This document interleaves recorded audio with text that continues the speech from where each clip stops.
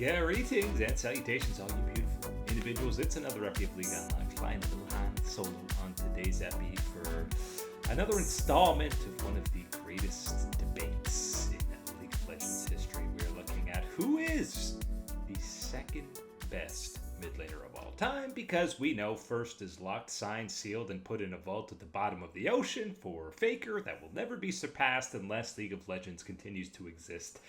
I don't know, through the end of the century, through the end of the millennia, Faker's legacy might be safe. But always interesting to talk about who is that second best. And before we get to who we've actually decided is that second best, we got to go through the list of honorable mentions or elite all-time mid laners that at the very least deserve to be in the conversation. And listen, you know the drill with all-time lists. There's a multitude of different factors that we've got to talk about: longevity, peak performance, individual performance, whether you're on a stacked team or maybe surrounded by some less than subpar players. And then, of course, the accolades. What's your trophy case looking like? And to start this list, it's a trio of guys that I think are comparable in the fact that when you look at their peaks, specifically absolute all-time levels, MVP honors, championship, world championships, we're talking about when you have the likes of Doumbé, Scout, and Showmaker. But the pullback as to why all three of these guys aren't legit number two conversation is, I mean, longevity is there for them, but not maintained peak levels. There's all three of these guys have had moments in their careers towards this, maybe not the start, but the middle and the end, even though they're all still playing, where you're saying, okay, is this guy washed? We've seen that. You know, we've seen somebody like Showmaker play with the young squad come up, and I think he's ahead of the three of these guys if you were doing an actual, 10-to-1 ranking, because that 2-year, almost 3-year run with Don Juan where they won a world championship, they lost in the finals, but they were absolutely blitzing, not just the LCK, but the entire international scene. They were dumpstering people. The solo lanes, Showmaker and Nuguri at the time, were the key reasons why. But in terms of height, peak performance of a mid laner from these three, Showmaker comes out on the top. But I mean, Doumbé has picked up MVP on multiple different squads and organizations with completely different teammates around him. He's been on stacked teams, he's been with scrub teams, and still played at a high level. But there's also been, duds like the FPX 2021 and moments where, I mean, he has legit retired and then come back and played and got an MVP again in the second adrenaline rush era. But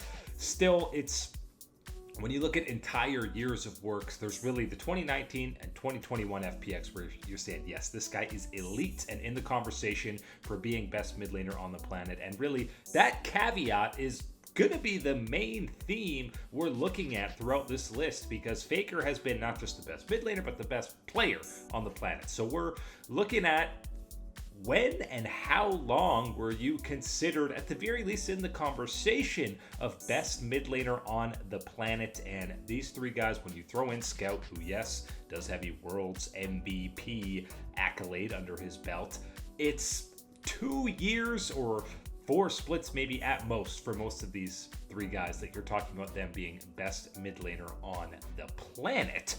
When we get to an actual list where guys are starting to get boards, and we're going to start numbering this down from, let's say, 7 to 2, and you might be absolutely flabbergasted and shocked that we have world champions and somebody like Caps ahead of them, and that might rub some people the wrong way, but there's no question, and I know I just finished saying we've never really talked about Caps as being the best mid laner on the planet, but we have seen Caps get the better of guys who were dubbed the best mid laner on the planet. Not only have we seen him go back-to-back world finals despite not winning it, I mean, we've got the asterisks here around the LEC titles for Caps. Titles, air quotes, because, it got out of control in terms of what was considered an LEC title lately when they had this 3 split format. You could get 2 titles in the summer. Whatever. This guy is the champion, the elite de facto best player in the history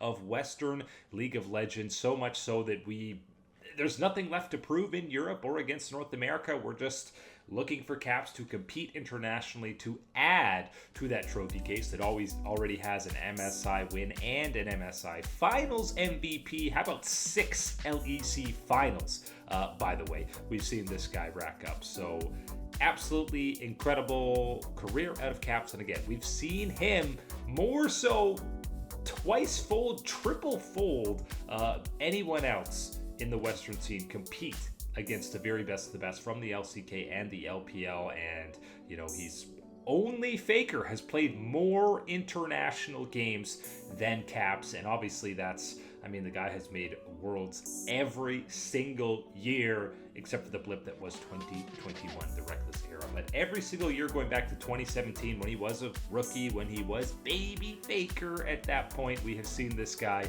be at an absolute elite level and no question the best in the West, as I've said, but we got to start talking about him in that all-time category because we're going on almost a decade, 8-9 years of this guy being no question. When's the last time you said Caps wasn't the best mid laner in Europe?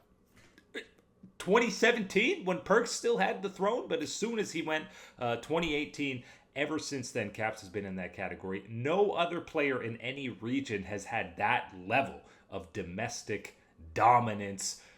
Despite all that, though, you still gotta give the shout outs to some of these guys who also don't have world championships, but individually, and nobody on this list has been on more scrub, underwhelming teams than the man who was 1 win away from that elusive first world championship. We are talking about BDD in the mid lane, who's got a trio of MVPs to his name, ran onto the scene with Longshu and Kingzone to win back-to-back LCK titles in 2017-18, made it to the MSI finals, been to the World Finals, as I mentioned, and don't let that 55% win rate scare you away. Again, nobody thought KT had any chance of even making Worlds, let alone going to the World Finals in 2025, and that is just a true testament to BDD stepping up. And if you look at career highlights, how many guys aren't even playing in the league anymore that were former teammates of BDD, and he's trying to make a run,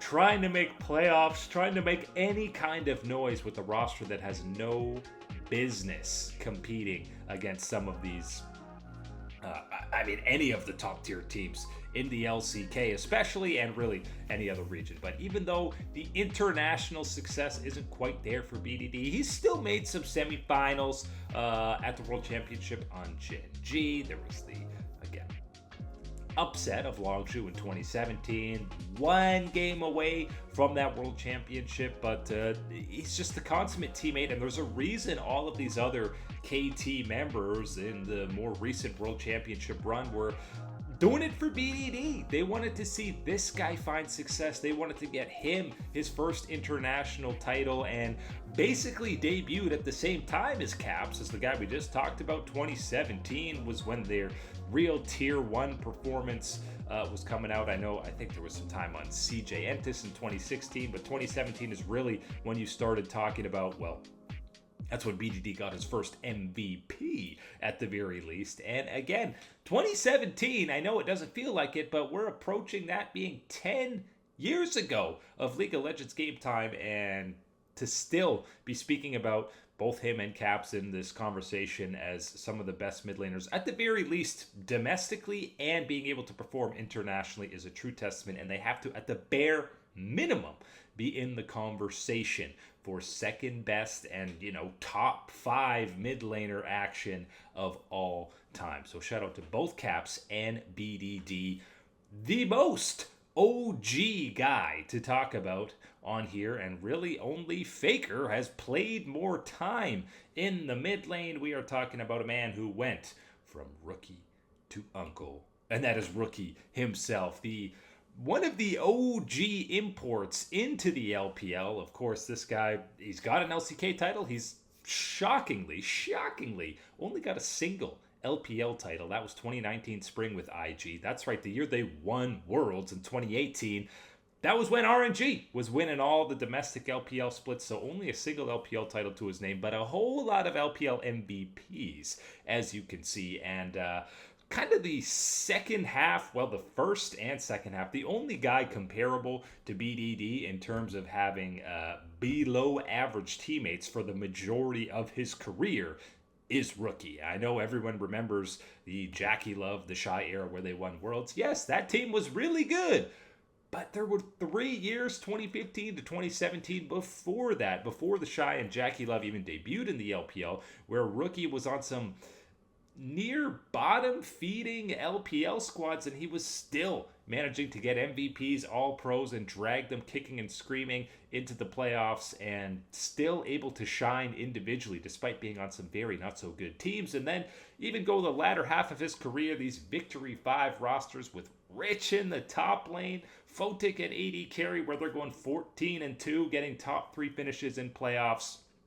Rookie is absolutely the consummate teammate to have, and he has the hardware. He doesn't have as many trophies as some of the other guys that we're going to be talking about, but no question this guy, Rookie, has been an icon in the mid lane, and again, really pioneered one of the OG LCK imports to go over to the LPL and play at an unbelievable level for an unbelievably long time. And kind of like Doomb we talked about earlier, Rookie hasn't officially retired or anything, but we've gone through the eras and the push of, okay, this dude is washed, get him out, don't let him play in the league anymore, and then the very next split, heck, the very next game or series sometimes you go, oh, never mind, this guy's the GOAT. This guy is a top 3 mid laner in the LPL. So yes, we have had that fluctuation, and again, those washed up moments where people have thought, and that is why we don't have Rookie in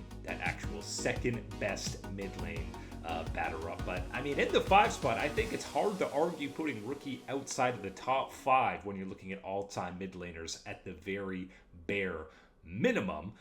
Then we get into listen, there's only 2 actually Chinese domestic mid laners to talk about on this list that are making the cut, and one of them is a guy who I think is criminally underrated, disrespected throughout his career because he doesn't have as many 1v9 highlight reel plays as some of the other guys we'll get near this list and some of the guys that we have already talked about. But hands down, one of the most consistent mid laners over an actual decade is Xiaohu in the mid lane. And if you are even questioning for a moment him deserving of being top 5, we got him in the 4 spot here, but just watch videos of Faker talk about Xiaohu when they do these listings of which mid laner's better and go through an entire arsenal of guys. Xiaohu time and time again is coming out tops of anyone basically except for Faker in his eyes, and obviously there has been no shortage of incredible head-to-head matchups between them, going all the way back to 2016 MSI, which was some of the first international performances and appearances that Xiaohu has ever had. But how about 8 Worlds appearances for this dude? He's only missed the event twice in his incredibly storied career. First guy to get to 600 LPL wins, second guy after Faker to get 100 international wins, a whole bunch of LPL titles, and of course, it's rare. It's incredibly rare to have a international record that's better than Faker or more of them, and that's exactly what the MSI titles are for Xiaohu. Obviously cheating a little bit because one of those titles did come in the top lane, but honestly, having a year not playing mid lane only helps the legacy of Xiaohu for me as a mid laner, because the fact that this dude could play at that elite tier in an entirely different role and then swap back to mid lane and not really miss a beat is an incredible testament to the consistency that this guy has had. I don't think anyone, again, you're looking at peak individual performance, it's maybe 2017, you were talking about Xiaohu in conversation as one of the best mid laners in the world. Then he gets Galio 5 times in a row by Faker. But the individual peak might not be there for him the same way as it is with guys like Showmaker, Scout, Doomb, who are lower on this list. But this is over a decade now of us talking about Xiaohu being at this level. And even when the Weibo era begins, that was supposed to be the washed up time for him. And what does he do? He gets to the World Finals in his very first year with the new squad. Proceeds to get pretty convincingly 3-0 swept by Faker, but nobody has suffered the wrath of Faker more than Xiaohu throughout his career. And with all those head-to-heads, that's got to be the main reason why Faker values him so highly as a rival. And no question, Xiaohu, one of the most should be famous, recognized, and respected players within the LPL scene. Xiaohu did a great job of kind of setting the precedent or setting the stage for the newcomers on the block, and the only other domestic Chinese mid laner to talk about on this list, the most hyped up prodigy maybe that we've had in the LPL or even LCK since he was a trainee back on Suning, then went to RNG before he finally made his real debut with Top Esports. Yes, we are talking about Knight, who has been, again, so hyped up from the very beginning and has delivered on that hype. We're talking, I mean, look at that win rate, by the way. 2 out of 3 times he's winning a game. He won 4 LPL titles in a row, 6 total to set that all-time record. We know he's won an MSI, and look at those finals MVPs. Absolutely disgusting. And basically, since he made his actual starting debut in the LPL, he's at bare minimum been the 3rd team all-pro mid laner, but always in conversation of top 3 in the LPL. And this is the point of the list again, number 3, right? Only 2 spots left. This is the point of the list where you're talking about, okay, maybe the longevity isn't fully there yet for Knight because he's only really been around since 2018, 2019, and 2020 was really when it felt like he had arrived as that golden left hand. But let's pick 2020 since he first won his LPL title. That the entire time since then, Knight has been in the conversation as best mid laner in the LPL and a top 2 to 3 mid laner on the entire planet. And doing that for the better part of a half decade is, again, the list of players that have been able to do that is incredibly short, like shorter than top 10 mid laners of all time, which is why we have Knight so high, why we have him ahead of a guy like Xiaohu, who, again, we value incredibly highly for the consistency that he has had throughout his entire career. But again, when you're looking at peak performance out of Knight, I don't think anybody in the LPL has matched him. And you can talk about clutch factor in some of these biggest game 5s, even as recently as Split 3 in 2025, the Akali flank against Top Esports in those grand finals. We've had some unbelievable Syndra games out of him in the highest stake matches within the LPL. We're just waiting for that international one, and I mean, he suffered heartbreak at the hands of Faker as well.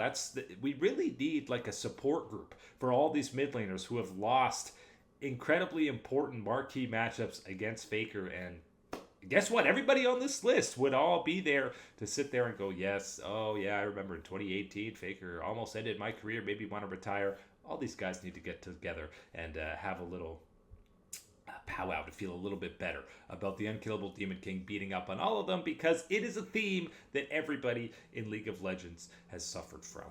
But, and it's a big but, there's one player who not only has been a rival to Faker, but kind of gotten the better of the head-to-head, save for a couple of World's Best ofs, which is why this player is completely tainted. And maybe after 2025, people are, again, reliving the Chovy the Chovy, storyline. But there's still, to me, no question that the second best mid laner of all time is Chovy. And there's a reason we're pushing this narrative. Everybody's pushing this narrative of Faker versus Chovy, blah, blah, blah, blah, blah. But 4 in a row, and the win rate of Chovy is one of the most disgusting stats that you will have. And, you know, Faker's played well over 1,000+ games and still has something around a 66% win rate. But 68.5% for his career that's now gone upwards of 7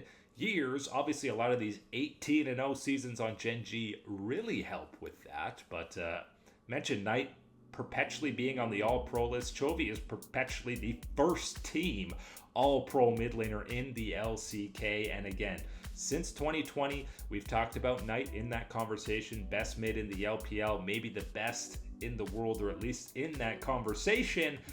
But the conversation usually ends with us saying Chovy is the best mid laner in the world right now. And I think going back to similar to Knight, 2020 era, even that DRX, when he was changing teams every year, made Worlds with Griffin, made it with DRX, made it with Humble Life, and then made it in his first year with Gen G. Chovy was perpetually the best player on those rosters, despite everybody else on that DRX roster now being world champions. Piosik, Deft, Kyria, and Doran have all won Worlds, but Chovy has not. But there's basically no player that you would argue over. If you look at going from 2020 to now, who has been the best mid laner of the 2020s? Anybody saying a name that is not Chovy is flat out wrong. And even though he doesn't have the world's win, doesn't even have a world finals, has had multiple heartbreaking losses in the semifinals before getting there, this guy has been the best mid laner for 5+ years, and he has LCK titles, MVPs, and nobody seems to care about the MSI titles back to back. I know MSI is not viewed as highly as the World Championship, and it shouldn't be. There's not as many teams, it's not as long an event, and it's the Wimbledon for all the tennis fans out there. But Chovy's got a few Australian and US Opens under his belt, and some bad series, a mental hurdle that he can't seem to get over should not take away from the dominance that he has had. And much like Xiaohu, just listen to the respect and admiration that Faker speaks about when regarding to Chovy. And we have seen time and time again Gen G run that rivalry domestically against T1, and no team in the history of the game has had a more dominant head-to-head matchup against T1, even if they've fallen up short a couple times at the World Championship. Chovy shouldn't even be an argument, is the second best mid laner of all time. But that is it today for League Unlocked. My name is Eric. Thank you all for suffering through that whole thing. We really appreciate the support, and we will catch you on that flippity flip.